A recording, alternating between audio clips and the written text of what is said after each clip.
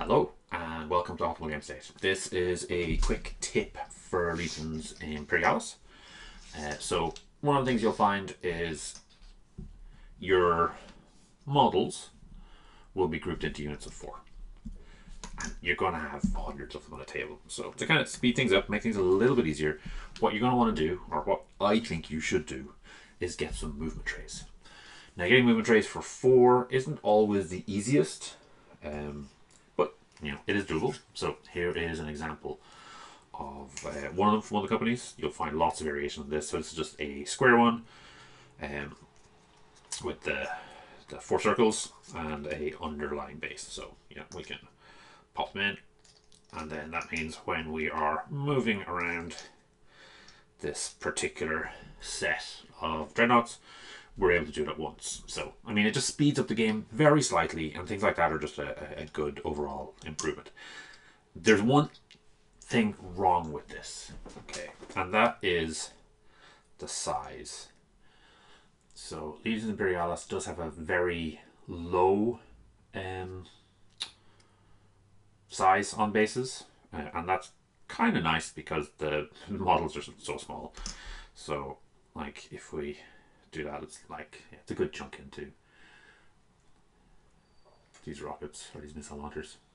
So what you can do instead is put this aside, use it for something else, and instead just cut out some card. And then what we're going to do is we're going to glue that together with white glue.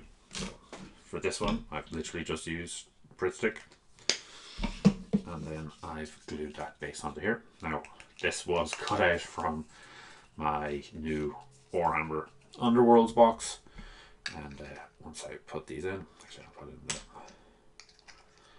a little bit easier to manage.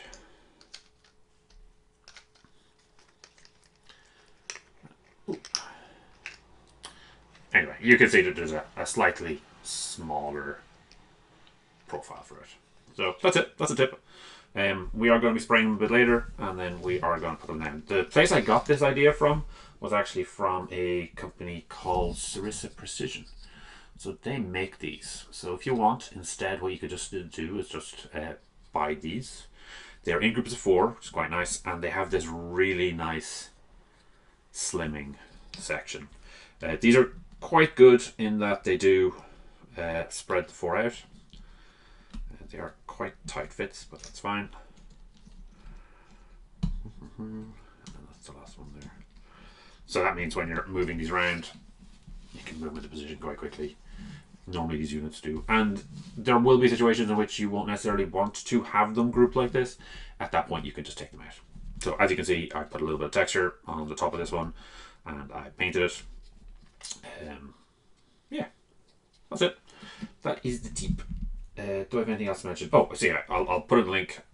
These are Saga skirmish movement trays, and yeah, they come in, I think it's boxes of 4. Let me see if I can find it. 6 boxes of 6, and they do actually have the discs in it. So once you pop those out, you'll get a few extra bases if you want to do them. So yeah, that's my recommendation. Having some movement trays for this game just speeds everything up and is well worth doing. Thanks for making it all the way to the end. Hopefully you enjoyed this video. Each week I put up a new video talking about one of Games Workshop's specialist games. The goal is always to try and make the best possible 2-player experience. If this is something you'd find interesting, please subscribe to the channel and comment to let me know what you'd like to see in future.